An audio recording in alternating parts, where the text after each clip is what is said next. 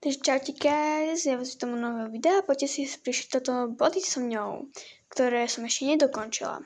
No dobre, takže tuto som si takto nastrihala tieto pasiky, lebo som to už nepoužívala, takže ideme si to zošiť. No, tuto akurát som si prichystala niť, proste ihlu, všetky možné potrebné veci, aj nožnice som tu mala, takže všetko uvidíte. No, tuto máte zrýchlený záber, tuto vám ukážem, ako proste sa to prišíva. Takže tak, ideme teda na zrýchlený záber, takže tak, tu sa to zrýchluje, tak toto máte, tak, no áno, tak toto prišívame a proste tak.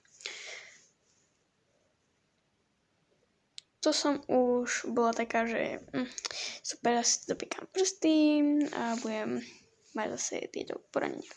Ale nebolo to zase také ťažké, že keď si viete prišiť aj nejaké bodinko alebo proste pásik nejaký, nie je to zase také ťažké. Však. Takže to nebola zase taká veľká práca. To prišitím, myslím, že to bolo dobre. Tak.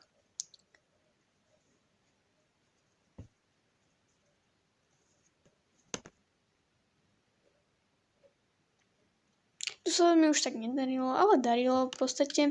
Išlo to dobre, len som si trošku napichla prstíky, takže tak.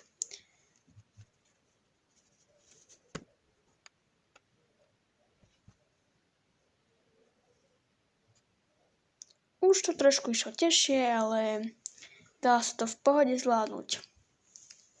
Nie je to nič také ťažké pre proste takýchto.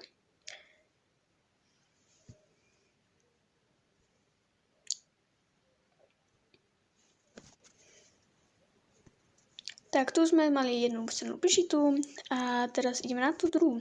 Toto už sme mali prišité, ideme na ďalší pásik. Tak, toto už máme všetko prišité a toto máme výsledok. Toto je výsledná strana. Tak dúfam, že sa vám páčilo a ja vás zase vítam u